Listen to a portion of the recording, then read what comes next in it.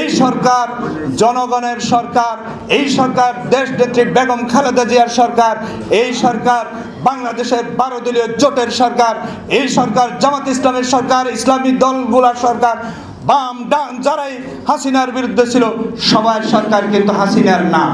তবে তারা এখন হাসিনার পক্ষে কথা বলে। এই হাসিনার পক্ষে কথা বলার অর্থই হলো ওনাদের মধ্যে এখনো শস্যের মধ্যে ভূত রয়ে গেছে। মানুষের সর্বপ্রথম যেটা প্রয়োজন সেটা হলো যে তার জানের নিরাপত্তা। আপনার যদি জানের নিরাপত্তা না থাকে তাহলে আপনি আন্দোলন করতে পারবেন না, সংগ্রাম করতে পারবেন না।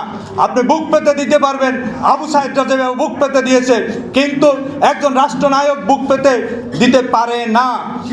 ওনাকে আনতে হলে সেভাবে সেই সম্মান দিয়ে নিরাপত্তা দিয়ে বাংলাদেশে আনতে হবে।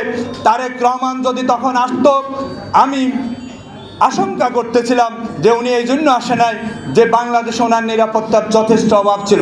এখন পর্যন্ত ওনার নিরাপত্তার ওইভাবে ব্যবস্থা হয় নাই। ওনার মামলাগুলা সঠিকভাবে সবগুলা উত্তোলন হয়েছে কিনা তাও আমরা জানি না। আমরা চাই অতি দ্রুত তাকে দেশে আনা হোক এবং একটি সুন্দর সুষ্ঠু নির্বাচনের আয়োজন করুক। নির্বাচনের মাধ্যমে এদেশে একটি গণতান্ত্রিক রাজনৈতিক দলের হাতে ক্ষমতা হস্তান্তর করুক। বিগত 15.5 বছর ফ্যাসিস্ট শেখ হাসিনা এই দেশে 4টি গণহত্যা চালিয়েছে।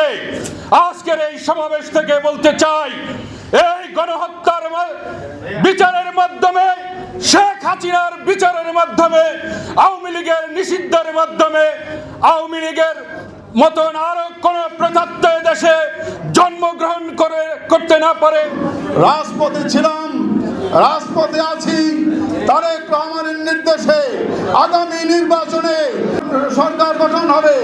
এই সংসদ গঠন হওয়ার পরে আমরা 12 দলীয় জোট যতক্ষণ বন্ধ না হবে আমরা তারেক রহমানের সাথে আছি, সাথে থাকবো ইনশাআল্লাহ।